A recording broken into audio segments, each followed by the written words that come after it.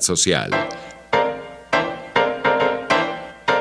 A partir de este momento, los invitamos a formar parte de esta mesa donde se componen y descomponen los problemas del país.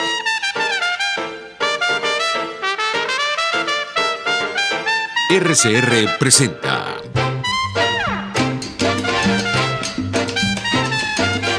Buen Provecho. Diáspora y ambiente con Tomás Páez y Fernando Jáuregui.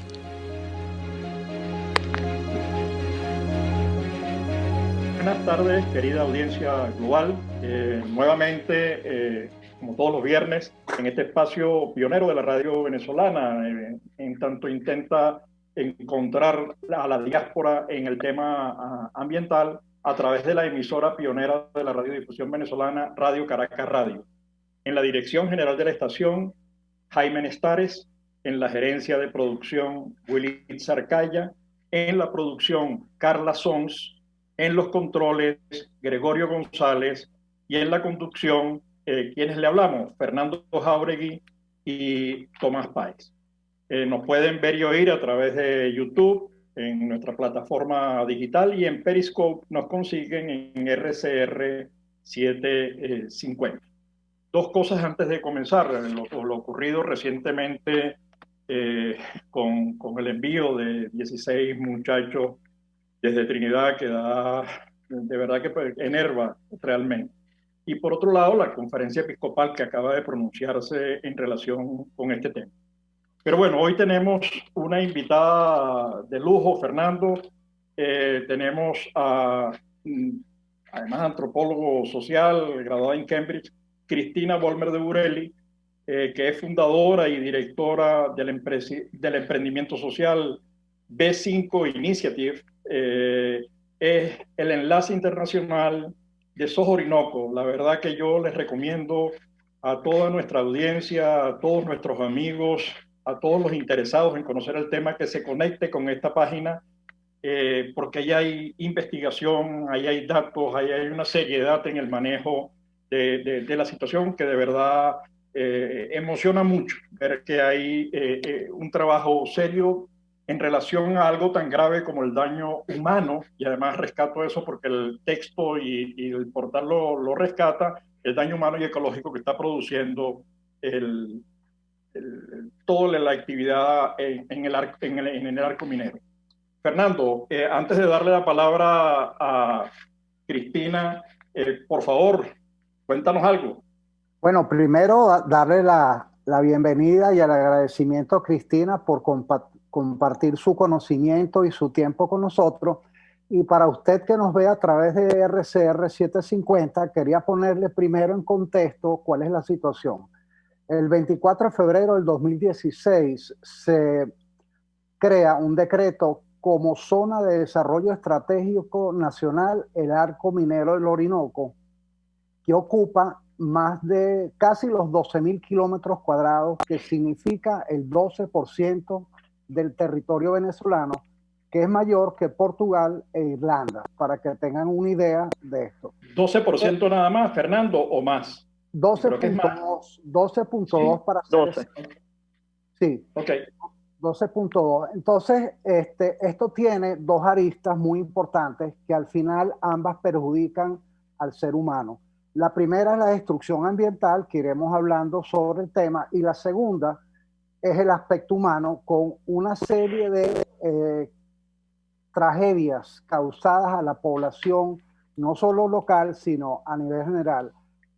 Entre otras cosas, podemos decir que el oro que allí se produce ya está calificando para oro de sangre, porque las condiciones en que esos mineros trabajan son de cuasi esclavitud, y lo que agrava la situación es que casi un 45% de la gente involucrada en la minería son menores de edad, que deberían estar siendo protegidos, educados, etcétera, etcétera, y no ocurre así. Esto es una estadística de SECODAP. Entonces, bueno, adelante. Cristina, cuéntanos. Háblanos de todo lo que tienes allí, porque tienes muchísima información. El micrófono es tuyo. Gracias, oye, buenos días a todos. Muchísimas gracias Tomás y Fernando por esta invitación. Y bueno, buenos días a toda la diáspora que nos está escuchando y con la cual es tan importante contar, sobre todo para este tema en particular, ¿no? Que yo creo que, eh, claro, la crisis venezolana es multifacética y sobre todo la gente, los medios están muy enfocados y vienen, o sea, todos estos años están enfocados pues en la crisis de los refugiados, la crisis de salud, o sea, son muchas facetas de esta crisis. Pero yo te diría que la más olvidada o la menos visible ha sido la crisis ambiental de Venezuela. Eh, y, y, y por un lado es porque hay un poco el cansancio, ¿no? O sea, el mundo se cansa, los medios se cansan, pues, de siempre estar reportando malas noticias sobre Venezuela. Entonces, como son tantas dimensiones, pues esta siempre queda un poco olvidada. Y eso ha sido el rol de SOS Orinoco cuando empezó en el 2018, un grupo de profesionales dentro y fuera de Venezuela decidieron elevar y darle visibilidad a esta crisis.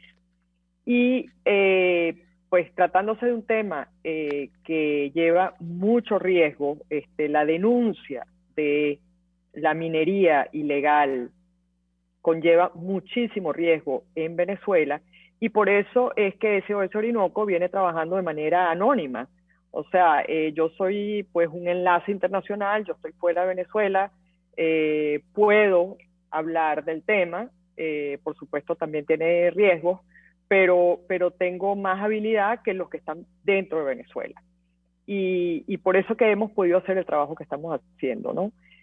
Entonces, bueno, eso es un poco para situar la situación de SOS Orinoco. Nosotros estamos haciendo la denuncia, se hace trabajo muy a fondo, científico, académico, como ustedes lo resaltaron, pero también estamos pues pensando y adelantándonos a posibles soluciones. O sea, si bien estamos en la denuncia, también tenemos que adelantar políticas pues alternativas de desarrollo sostenible para todo el sur del Orinoco. En fin, hay que trabajar lo negativo y lo positivo, ¿no? Bueno, Cristina, rescato toda la labor de documentación, denuncia y difusión de la crisis, lo que llaman las 3D. Pero al mismo tiempo me encanta lo último que acabas de decir, que es pensar en qué hacer, digamos, cómo reconstruir, y ahí la diáspora tiene un papel importante. En otras entrevistas que hemos hecho en relación al tema, incluso se ha sugerido la idea de que es posible que los daños que se han producido sean absolutamente irreversibles. ¿Cómo ves tú esto? ¿En qué están pensando? No sé si tú quieres complementar algo, Fernando, en relación con este desarrollo que le estoy proponiendo a Cristina para que nos hable como del futuro, de la posibilidad de reconstruir. Sí, de hecho el ángulo que ella enfoca va más allá de la denuncia y tiene que ver con qué vamos a hacer con esa destrucción, ¿no? Entonces, documentarla, yo creo y adelanto, no sé si Cristina va a compartir, que hay zonas que son irrecuperables, lamentablemente. Entonces haremos un turismo diciendo, esto fue lo que destrozó la falta de conciencia. Pero hay otras zonas que sí, y creo que es importante, Cristina, que tú nos digas un poco, por ejemplo, cómo la recuperación, ¿verdad? De esas zonas que sí son rescatables, pueden generar, entre otras cosas, una serie de trabajos verdes. Sí, mira, lo primero es, me quiero detener un poco sobre la destrucción, ¿no? Y el hecho que esta destrucción de momento es indetenible.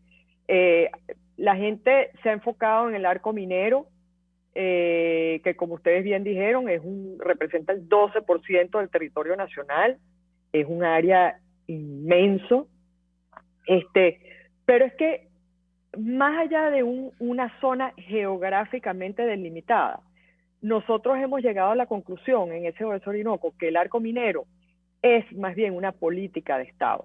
Es una política de Estado extractivista, minera criminal, que no se delimita en esta zona que el régimen ha llamado el arco minero. Esto va mucho más allá. Esto es una política de Estado que va muchísimo más allá, que esa zona va a todo el sur del Orinoco. Incluso estamos viendo zonas que están fuera del arco minero y fuera del sur, o sea, en Mérida, en Carabobo, donde se está empezando a buscar oro y otros minerales. Es una locura. Es la minería, pero cada uno llegue con su pala y su pico y empiece a deforestar y abrir huecos. Como que esa es la manera en que este régimen ha decidido que esto es un sálvese quien pueda, el que tenga un pico y una pala y una manguera y una bomba, pues a ver si ahí consigue oro y con eso que va a sobrevivir. Eso no es una manera de llevar, pues, ni una política minera, ni mucho menos asegurar el bienestar de su población. Entonces, esa política de Estado es peligrosísima porque, como ustedes bien dicen, esas áreas que nosotros vemos que son como unas cicatrices tremendas en la tierra, en el escudo guayanés, en la Amazonía venezolana, eso es irrecuperable. Eso nunca va a volver a ser como nosotros lo conocíamos. Y esto está ocurriendo dentro del Parque Nacional Canaima, sitio de patrimonio mundial. Esto está ocurriendo a escasos kilómetros del Salto Ángel, a escasos kilómetros de la laguna de Canaima, en la Gran Sabana, en los alrededores del Roraima, o sea, lugares emblemáticos que todos, bueno, los venezolanos nos enorgullecemos de estos lugares. Pues eso va a quedar ahí como una cicatriz. Entonces, por un lado, tenemos que denunciar y tenemos que educar a la gente. O sea, nosotros tenemos que educar al venezolano sobre lo que tiene, estas joyas que tiene al sur del Orinoco, para que ellos nos ayuden a defender esto. No puede ser solo un puñado de académicos y científicos, tiene que ser la población entera. Cristina, en el trabajo que ustedes hacen en SOS Orinoco, digamos, que hace SOS Orinoco, mencionas, y cito, de las 5 grandes crisis, ¿no? La sanitaria, la degradación de los ecosistemas, los negocios ilícitos, la soberanía nacional, y me gustaría que nos tocaras cada uno de estos puntos, y la violación de los derechos humanos, que encaja con este informe de la Comisión de Determinación de Hechos, que seguramente, y ya lo dijeron en el primer informe, van a tener que abordar. Es decir, es necesario, es indispensable abordar lo que ha ocurrido acá en términos de la violación de los derechos humanos. Quisiera que tú, por favor, nos hablaras de eso, porque yo creo que ahí hay una información valiosísima y bien documentada que tiene SOS Orinoco. Sí, gracias por la oportunidad un poco de explicar cómo está organizada la página web y un poco cómo abordamos este tema. No solo es un tema ambiental, sino que esta minería criminal, caótica, desorganizada, tiene impactos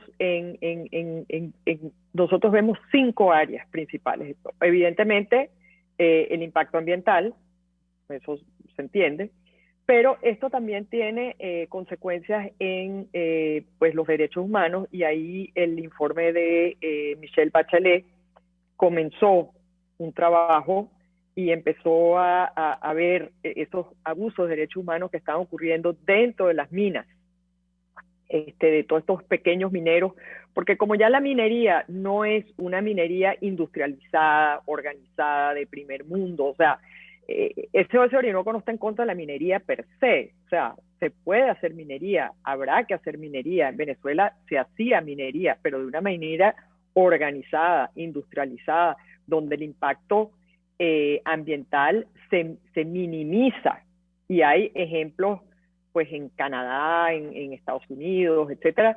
Bueno, incluso en América Latina hay países donde se hace minería organizada, industrializada, siempre va a tener un impacto, pero se minimiza el impacto.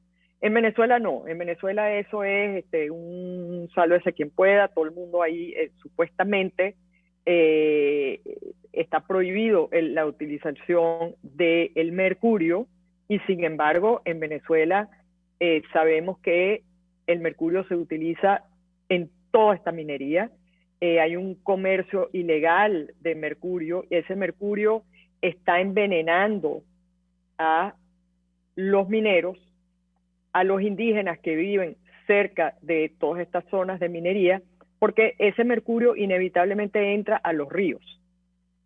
Entra a los ríos, envenena el agua, envenena a los peces, en fin. Uno ve las fotografías y las imágenes satelitales, por ejemplo, de la zona de Las Claritas, y uno ve cómo las casas están metidas a los alrededores de las minas.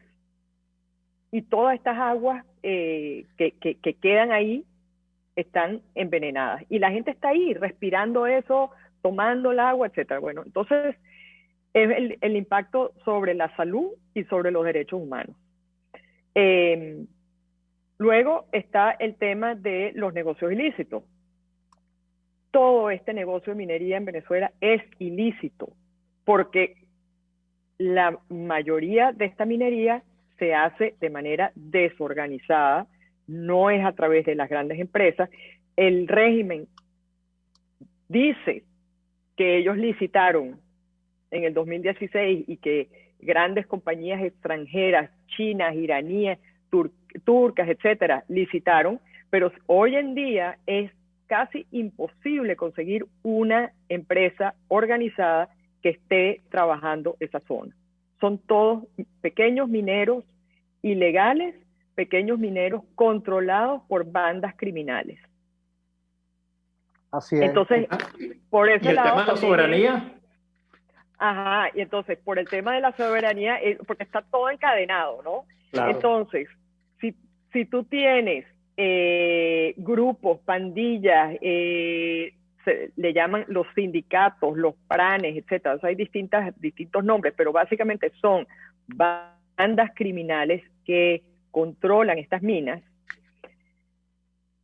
Pero hay un problema adicional, ahí es donde viene el tema de la soberanía nacional. Y es que es tan caótico toda esta situación que el régimen ha hecho una especie de outsourcing. El outsourcing es cuando tú te buscas a un tercero para que te haga el trabajo. Entonces, ¿qué es lo que ha visto el régimen? Bueno, que ellos ya no controlan la situación.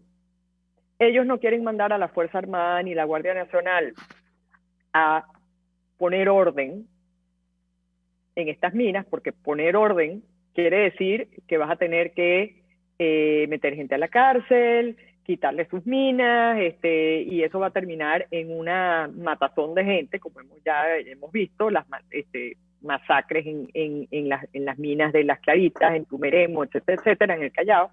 Entonces, ¿qué hicieron?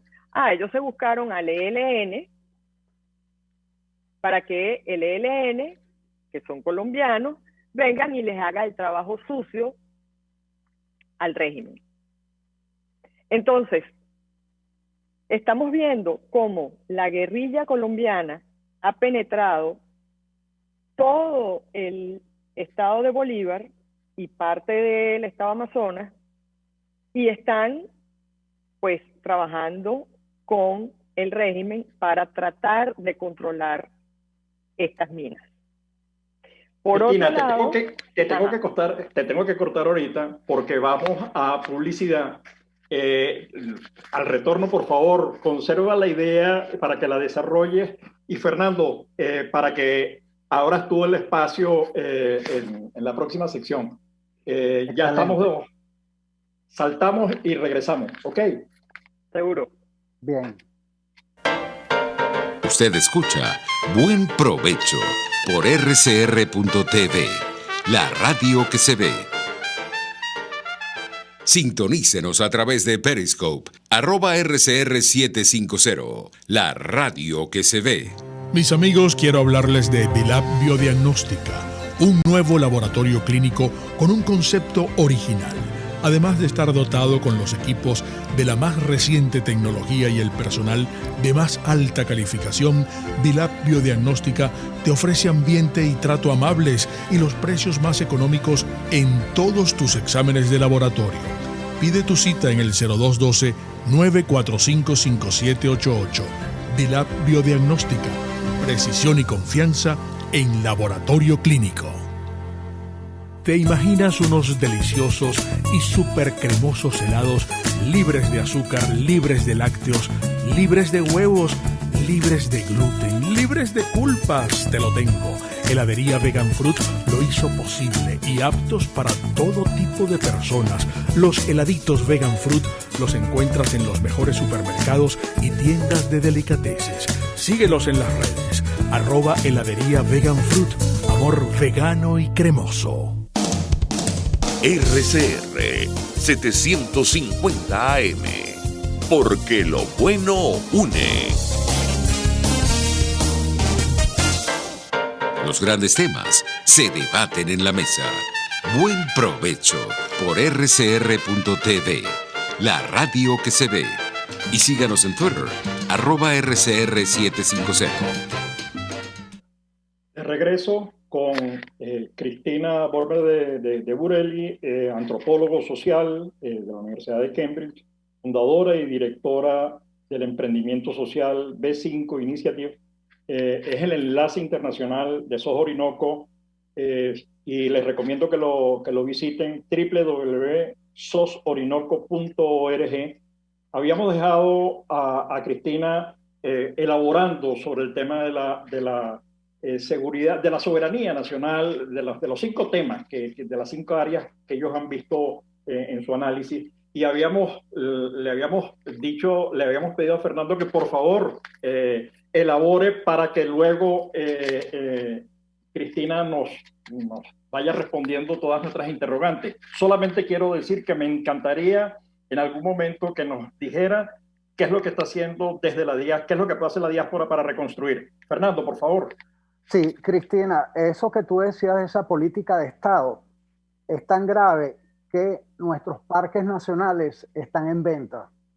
Los Roques, los parques nacionales al sur del Orinoco, etcétera, etcétera, ¿no? Ahora, después de terminar este ángulo tan importante de la penetración de fuerzas irregulares extranjeras, yo quería que tú le explicaras a la audiencia que vive en Caracas, que vive en Valencia, qué efecto tiene en su vida la destrucción del sur del Orinoco, porque la gente dice, bueno, pero esos hallados en Bolívar, eso no me afecta a mí, para que la gente entienda que si no se organizan, no actúan, no participan, ¿verdad? Nos van a seguir destruyendo todo el país.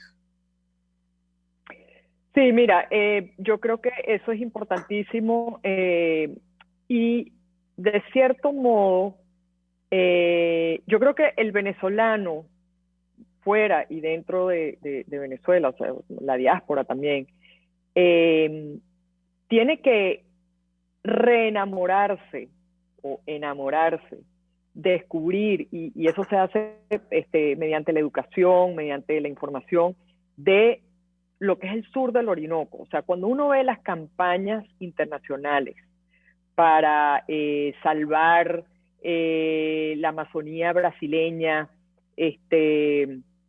y entonces la deforestación que está ocurriendo en Brasil y los incendios. Bueno, el venezolano tiene que entender que la porción de la Amazonía venezolana, que es un 5%, creo yo, de la Amazonía total, o sea, no es un área muy grande, pero es como la joya de la corona de la Amazonía, porque resulta que Venezuela es privilegiada en el sentido que esa Amazonía se solapa con el escudo guayanés. Y lo increíble, lo único del escudo guayanés, que es el que está en Venezuela, es que tienes todos esos tepuyes. Eso no existe en Brasil. La Amazonía brasileña es mucho más plana, uniforme, de cierto modo es muchísimo más grande, evidentemente, pero es como menos interesante que la Amazonía venezolana. Y Venezuela, esto le sorprende muchísimo tanto a los venezolanos como a los extranjeros. Venezuela es, a la par de Brasil, está entre los 10 países más biodiversos del mundo. O sea, la biodiversidad de Venezuela está en el mismo plano que la biodiversidad que existe en Brasil. Eso sorprende a los venezolanos porque los venezolanos nunca hemos valorado eso. O sea, Venezuela nunca se ha mercadeado, digamos, como país amazónico. Entonces, esto es una cosa única en el mundo, es importantísimo, y si los venezolanos no defendemos eso, ¿quién lo va a defender? ¿No? Ahora, eso es por un lado. Ahora, por otro lado, ¿cómo afecta esto al que vive en Caracas y en Valencia? Bueno, simplemente con decirles que todas estas cuencas de los ríos importantes de Venezuela, del Caroní, el Paragua, el Orinoco, etcétera, etcétera, todas esas cuencas están siendo destruidas por la minería ilegal. A la larga eso nos va a afectar, ¿no? ¿Cómo nos va a afectar? Bueno, va a afectar el agua, la calidad del agua. Venezuela es de los países del mundo con más agua dulce, la cantidad de ríos que existen en Venezuela, y pensar que hay gente en Caracas, en Valencia, en las grandes ciudades que no tiene agua. Eso es insólito, que en un país que tiene tanta agua dulce y hay gente que no tiene agua potable. Bueno, eso por un lado. La otra consecuencia es la electricidad, los cortes eléctricos que hay. Todo el mundo, ustedes saben eso, pues que se va la luz, se va la internet, etcétera, etcétera. Bueno, lamentablemente eso va a seguir pasando porque estas cuencas, grandes cuencas de agua que producen el 70% de la electricidad de toda Venezuela, y Venezuela que antes exportaba electricidad a Brasil, por ejemplo, eso también se está acabando. ¿Por qué? Porque el régimen no le hace mantenimiento a todas estas fuentes de energía, al Guri, a Macagua, todos estos sistemas de hidroeléctricos. Y la minería ilegal daña eso, le acorta la vida. Entonces, eventualmente eso le va a afectar a la gente que vive en Caracas y en Valencia, en las grandes ciudades al norte. Ok, la pregunta de que tú ya apuntaste, la respuesta que ya tú apuntaste en la intervención en la sección anterior, ¿qué hacer además de documentar, denunciar, difundir? ¿Qué hacer? ¿Hay que armar equipos? ¿Hay que buscar recursos? ¿Cómo hacemos? ¿En qué podemos ser útiles? Porque además yo creo que este esfuerzo hay que multiplicarlo y hay que solidarizarse con él para poder recuperar y reconstruir a Venezuela. Digamos, los problemas que tú has señalado de agua, electricidad, etcétera, tocan a todo el país. ¿Qué hacemos? ¿Y qué podemos hacer? ¿Y qué están haciendo ustedes o qué cosas creen que es posible hacer? Mira, yo creo que lo más importante es que la sociedad civil se eduque, se informe y se active.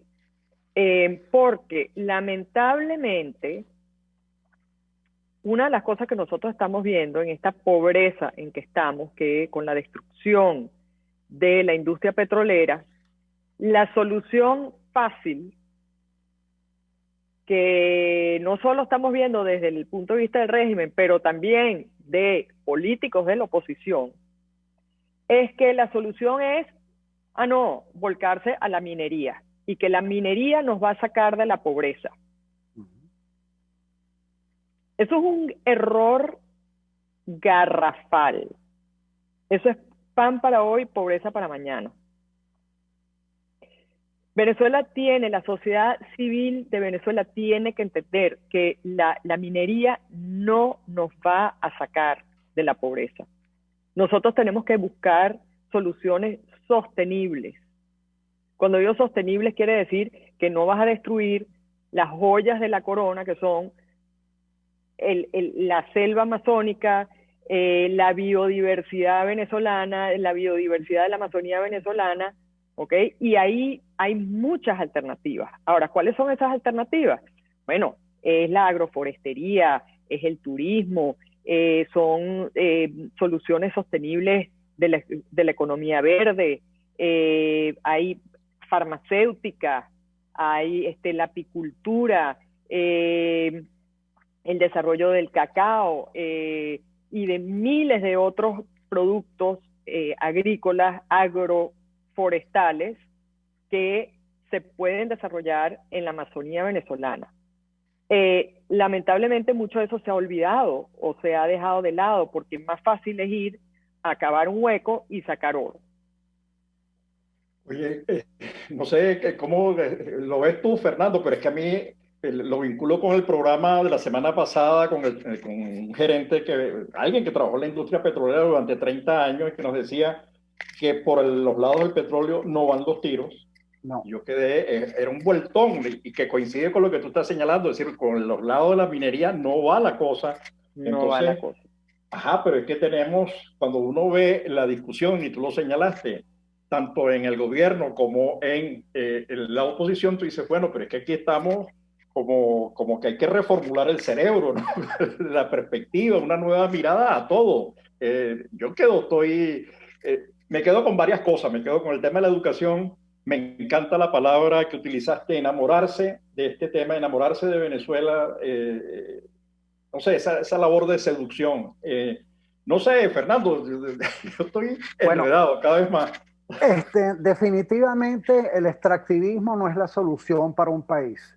Yo a mi edad tengo más de 60 años escuchando que el petróleo es la palanca del desarrollo de Venezuela y ni en los mejores tiempos de la industria petrolera la pobreza en Venezuela disminuyó del 30%. A usted que nos ve por este programa, por RCR 750, le invito a hacer lo que la campaña de Ecoprácticas hace. Búsquese el Google Earth y meta allí Las Cristinas, que lo mencionó por cierto ella, Estado Bolívar, para que vea el destrozo, para que lo vea, porque ahí hay fotos satelitales que son las que nosotros usamos en Venezuela para la denuncia, que por cierto ya no nos está permitido hacerlo por los medios radioeléctricos abiertos y utilizamos espacios tan generosos como el que nos da RCR 750 para hacer esta campaña de denuncia y educación. Entonces, creo que es importante estos aportes de Cristina. ¿Por qué? Porque hay que ver también qué podemos hacer, qué capacidades tenemos, y ella dio una serie de alternativas que son pan para hoy y pan para mañana, que tiene que ver con lo que se llama desarrollo sustentable. Nada que no sea autosustentable en el tiempo tiene futuro para la calidad de vida del ser humano. Entonces, bueno, el término sustentabilidad es lo que más nos importa en este momento para estas actividades. ¿Tú nos puedes hablar un poquito, Cristina, justamente de este equipo de científicos, de biólogos y otras disciplinas que tienes allí en SOS Orinoco? Cristina, antes de que trata de sintetizarlo, porque te vamos a tener que invitar nuevamente, el tiempo es implacable y queremos darte las gracias, así que tú eres la que vas a cerrar, nos quedan 3 minutos, me dice nuestra productora Carla, nos quedan 3 minutos, así que por favor, es todo tuyo el micrófono. Gracias. No, gracias por la oportunidad y bueno, mira, nosotros estamos trabajando varios proyectos sostenibles, digamos, de agroforestería. No lo estamos publicitando porque sabemos qué pasa cuando el régimen se entera, ¿ok? Entonces, muy calladita lo estamos haciendo, pero estos son, mira, les voy a dar un ejemplo trágico. Me acabo de enterar de que en San Juan de Manapiare, que queda en el corazón del estado Amazonas, se quedaron toneladas de cacao, porque el régimen no permite y ya acabó con el transporte aéreo. La única manera de llegar a San Juan de Manapiare es vía aérea. Entonces, como el régimen no permite vuelos privados que no sean controlados por ellos, bueno, ese cacao se quedó ahí y se pudrió. O sea, eso es criminal. ¿Ok? Entonces hay muchísimas posibilidades. Y yo diría que la diáspora puede ayudar. ¿Cómo puede ayudar? Bueno, pueden ayudar con fondos, ¿ok? Porque hay muchas oportunidades, pero para ayudar a los pueblos indígenas que están metidos en estas pequeñas empresas en sus comunidades, eso requiere fondos, ¿no? También requiere publicidad. Entonces, en Brasil han hecho una campaña increíble. Todo el mundo quiere salvar el bosque amazónico de Brasil. Bueno, hagamos lo mismo, pero con la Amazonía venezolana. Y eso empieza por la diáspora venezolana. Bueno, Cristina, de verdad que te vamos a tener que molestar otra vez, invitarte a un nuevo programa por todas estas cosas tan interesantes y todo el trabajo que vienen haciendo. Encantada. Hemos estado con Cristina Volmer de Burelli, antropólogo social, representante o coordinadora internacional de SOS Orinoco, a quienes invito a todo el mundo a verlo. Fernando, por favor, cierra el programa. Bueno, agradecido, Cristina, a RCR por el espacio, a ti, Tomás, que fuiste quien originó eso. Los invito a seguirnos en @ecoprácticas, nuestro canal en YouTube de Ecoprácticas y ecoprácticas.com, donde pueden ver todo este material sobre el arco minero que ya no puede salir al aire libremente. Bueno, gracias, Cristina. Gracias a los dos. Hasta luego. Hasta luego. Chao. Diáspora y Ambiente con Tomás Páez y Fernando Jáuregui. RCR presentó Buen Provecho. Síganos en Twitter en @RCR750. RCR 750 AM, porque lo bueno une. RCR presentó Buen Provecho, una producción nacional independiente con certificado número 22388 para dar cumplimiento al artículo 14 de la Ley de Responsabilidad